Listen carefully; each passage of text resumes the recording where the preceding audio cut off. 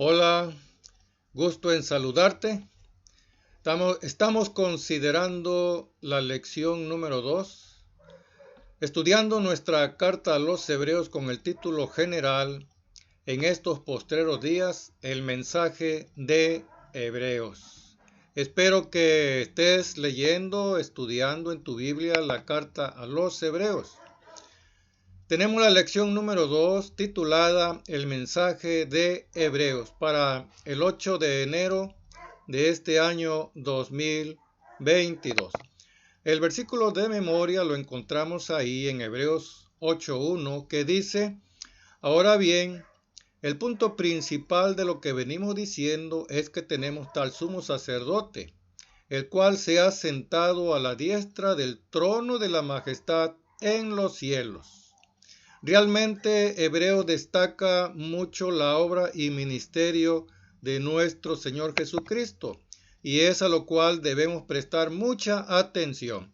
En la carta a los Hebreos solo encontramos a Jesús. Se nos habla solamente de su obra, su ministerio, la obra que está realizando en estos tiempos. No se destaca a otro ser humano o otra persona, solamente se resalta la vida y obra de nuestro Señor Jesucristo.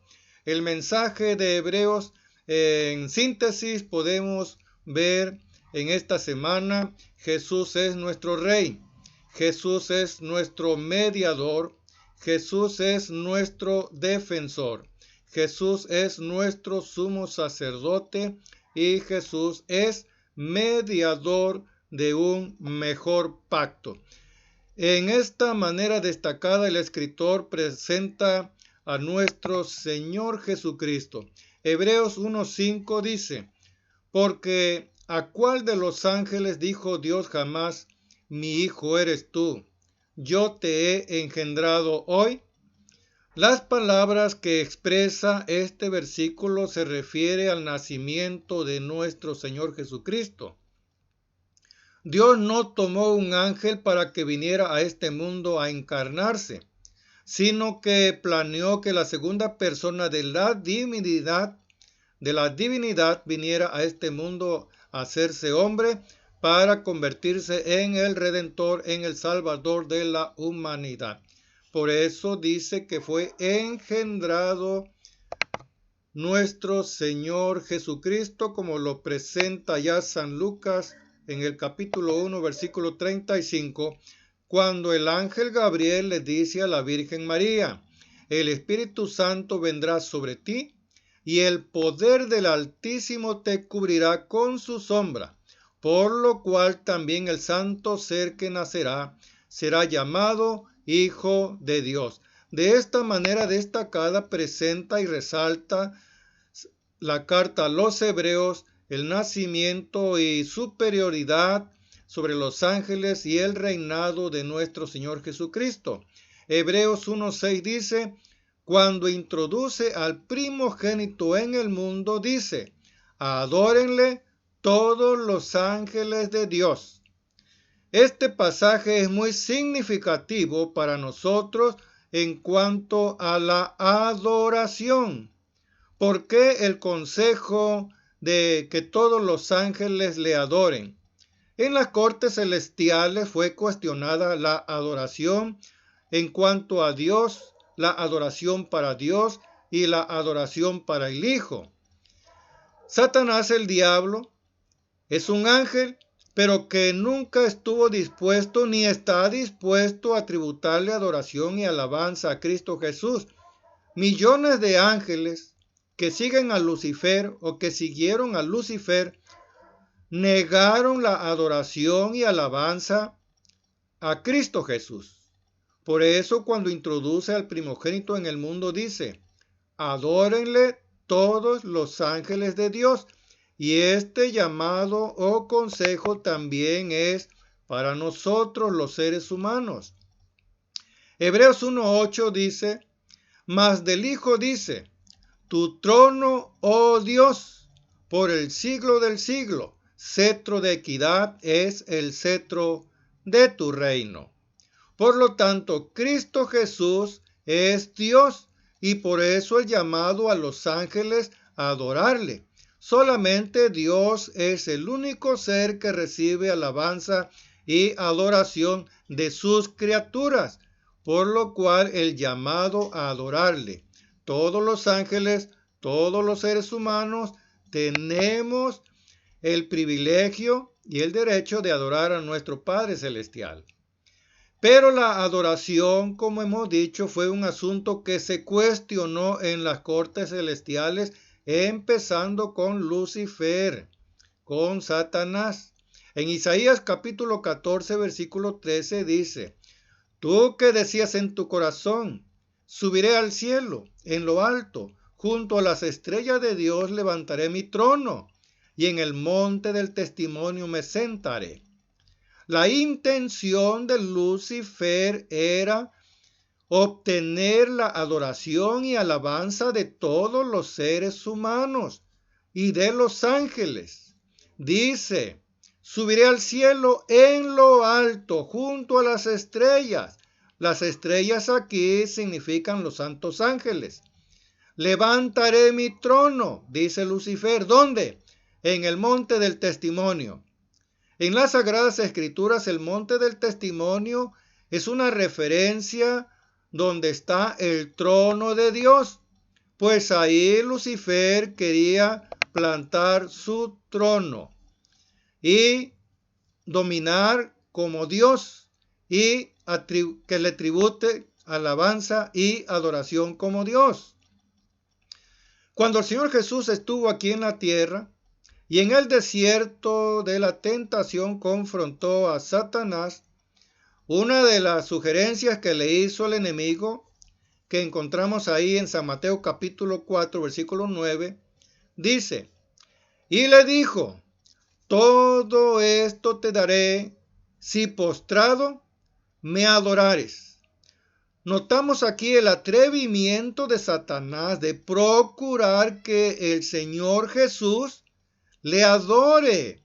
¿Por qué razón? ¿Por qué le tiene que adorar? ¿Quién es él? Mas sin embargo, Satanás logró que millones de ángeles le siguieran, le alabaran, le honraran, le adoraran como un Dios. Y hoy en día, déjame decirte que Lucifer está induciendo a mucha gente a que le adore como Dios. De una u otra manera, Lucifer logra que la humanidad haga a un lado a Dios para que no le adore, para que no le alabe, y solamente Satanás tenga lugar en la vida de las personas. En el tiempo de Samuel, el pueblo hizo una petición al profeta. Ahí en Primera de Samuel, capítulo 8, versículo 5 dice: por tanto, constitúyenos ahora un rey que nos juzgue, como tienen todas las demás naciones. Notemos esta petición, podríamos decir descabellada, fuera de lugar. Nunca fue el plan de Dios ni la intención de Dios que su pueblo fuera gobernado por un hombre, por un monarca. Dios era el rey de su pueblo. Dios era el supremo gobernante entre su pueblo. Pero aquí vemos la artimaña de Satanás de hacer a un lado a Dios para que no se le reconozca como Dios ni se le adore como Dios. En el desierto de Sinaí, en el monte Sinaí, cuando Dios proclamó sus 10 mandamientos al pueblo, y mientras Moisés estaba con Dios en el monte, Satanás indujo al pueblo a olvidarse de Dios, a hacer a un lado a Dios, y que otros dioses ocuparan ese lugar. El pueblo le pidió a Aarón, como dice ahí Éxodo 32:1. Se acercaron entonces a Aarón y le dijeron: levántate, haznos dioses que vayan delante de nosotros. ¿Y qué sucedió? Satanás se salió con la suya de que se le constituyeran dioses que fueran delante de ellos, hacer a un lado a Dios. Por lo tanto, Dios le dice a Samuel, ahí en 1 de Samuel 8:7, Y dijo Jehová a Samuel: oye la voz del pueblo en todo lo que te digan, porque no te han desechado a ti, sino a mí me han desechado para que no reines sobre ellos. Satanás ganó la batalla. Satanás se salió con la suya. El pueblo obtuvo lo que pedía. Hoy en día la gente pide lo mismo que la gente del tiempo de Samuel. Queremos un Dios de acuerdo a nuestro gusto. Queremos un Dios que vaya de acuerdo a nuestros deseos. Queremos tener un Dios que se acomode a nuestra personalidad, a nuestros gustos, a nuestros intereses. Y el enemigo le da a la humanidad precisamente lo que piden, precisamente lo que quieren. Hoy en día la humanidad adora a una reina del cielo. ¿Quién es esa supuesta reina del cielo? ¿De dónde salió esta reina del cielo? Mas sin embargo, es la reina que la humanidad hoy adora en lugar de Dios, en lugar de Cristo. No quieren que Dios reine sobre sus vidas. No quieren que Cristo reine en sus vidas. Queremos un Dios, un rey como tienen las demás naciones. Y así surgió la reina del cielo. Mis estimados, la carta a los Hebreos destaca por encima de todo a Jesús como nuestro mediador y sumo sacerdote. Es lo que resalta la carta a los Hebreos. En 1 Timoteo capítulo 2, versículo 5, hablando en cuanto al mediador entre Dios y los hombres, dice ahí: porque hay un solo Dios y un solo mediador entre Dios y los hombres, Jesucristo hombre. Las Sagradas Escrituras es muy clara y no da lugar a confusión, a crear dudas, a cavilar y decir que no se entiende. No es Pedro el intermediario. No es Judas, ni Felipe, ni San Pablo un intercesor entre Dios y los hombres. No lo es la Virgen María. Solamente un mediador, dice la Escritura. Hay un solo Dios, un solo mediador entre Dios y los hombres, Jesucristo hombre. Y es lo que resalta la carta a los Hebreos, Hebreos 7:25. Por lo cual puede también salvar perpetuamente a los que por él se acercan a Dios, viviendo siempre para interceder por ellos. Solamente Cristo Jesús como intercesor, sobre él no tuvo poder la muerte, vive eternamente para interceder por el pecador. Pedro murió. Esteban murió, Judas murió, la Virgen María murió. Por lo tanto, no viven eternamente para interceder por el pecador. Solamente Cristo Jesús vive para siempre para interceder por cada uno de nosotros. Por eso, resalta de una manera sorprendente y extraordinaria la intercesión de Cristo Jesús como sumo sacerdote y como rey en las cortes celestiales ante Dios. Hebreos 8:1 dice: el punto principal de lo que venimos diciendo es que tenemos tal sumo sacerdote, el cual se sentó a la diestra del trono de la majestad en los cielos. Y gracias a Dios que así sea, que tenemos un sumo sacerdote en los cielos que interviene en nuestro favor. Hebreos 7:26 dice: porque tal sumo sacerdote nos convenía, santo, inocente, sin mancha, apartado de los pecadores y hecho más sublimes que los cielos. Estas cualidades especiales no las tiene ningún ser humano, solamente Cristo Jesús, un sacerdote santo, inocente, sin mancha, apartado de los pecadores, hecho más sublimes que los cielos. Y mis estimados, hoy en día existe un falso sacerdocio que promueve la adoración de una supuesta reina del cielo.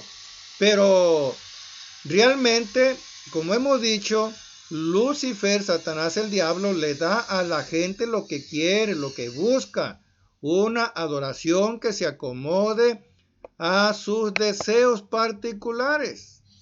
Apocalipsis 13:2 dice que el dragón le dio su poder y su trono y grande autoridad. Trono. Vimos ahí en Isaías que Lucifer dijo: voy a establecer mi trono en el monte del testimonio, en los cielos. Quería en los cielos ocupar el lugar de Dios y que se le tributara alabanza y adoración como Dios. Pero fue derrocado del cielo y lo único que le quedó fue establecer su trono aquí en la tierra y poder dominar la conciencia de los seres humanos.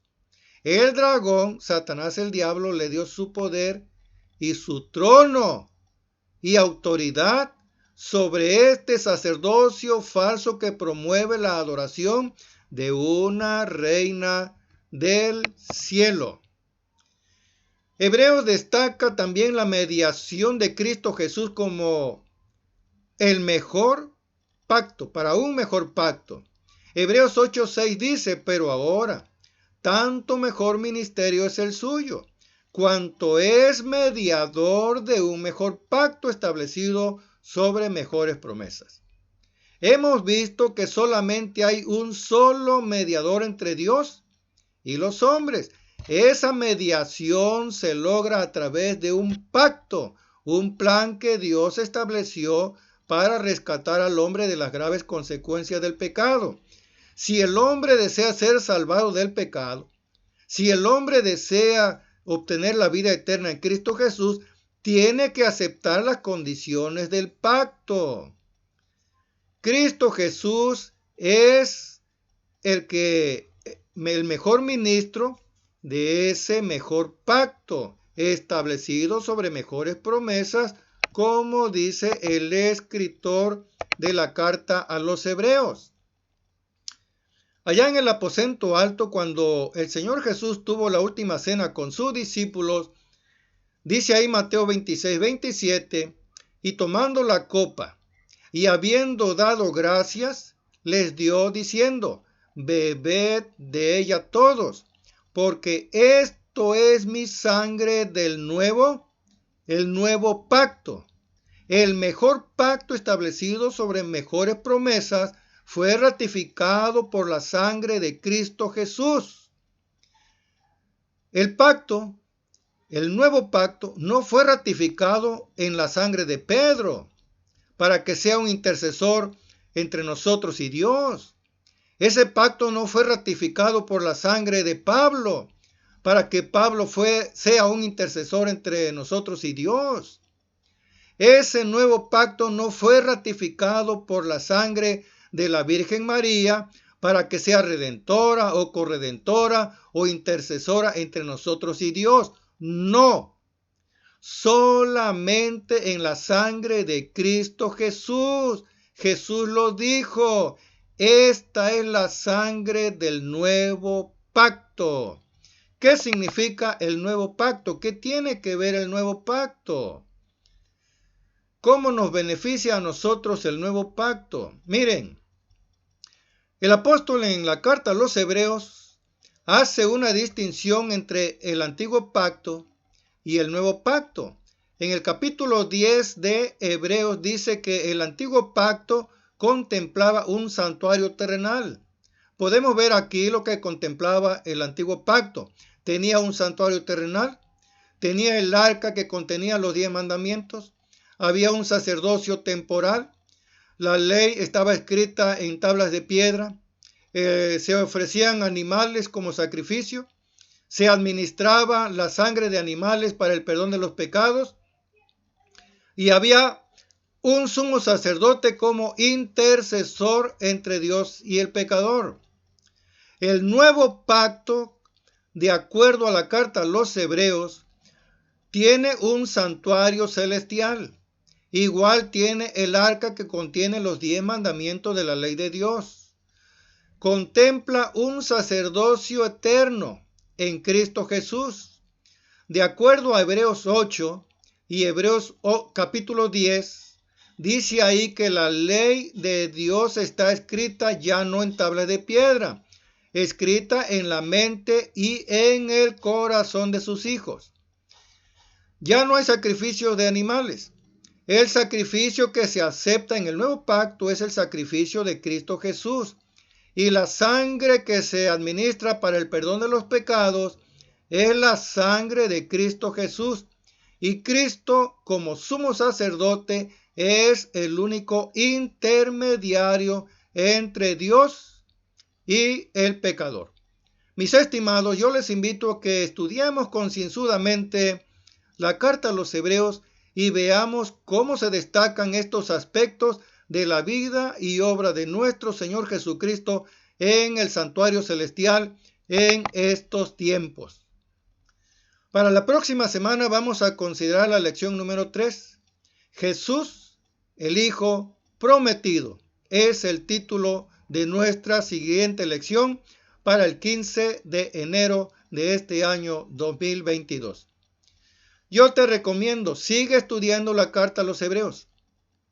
Y si este video te ha llamado la atención en cuanto a lo que hemos visto, compártelo con tus amigos, compártelo con aquellos a quienes desees que conozcan estas enseñanzas de las Sagradas Escrituras.